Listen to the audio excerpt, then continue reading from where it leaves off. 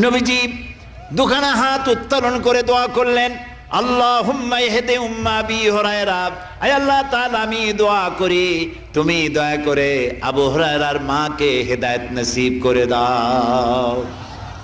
রাসূলুল্লাহ দোয়া করলেন আল্লাহ ওর মায়ের হেদায়েত করে দাও। হযরত আবু হুরায়রা রাসূলের মুখে দোয়া শুনে দিয়েছেন দৌড়।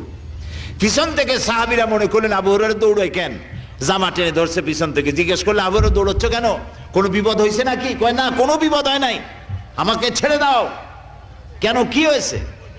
হযরত আবু হুরায়রা বলেন, সাহাবীরা আমাকে ছাড়ো, আমি দৌড়াইয়া বাড়ি গিয়ে দেখতে চাই। আমি আগে দৌড়াইয়া বাড়ি পৌঁছলাম, নাবি বাড়ি পৌঁছবার আগে আল্লাহ নবীর দোয়া আমার বাড়ি পৌঁছায়। সেই দুইটা জিনিসের কোনটা আমি দেখতে চাই।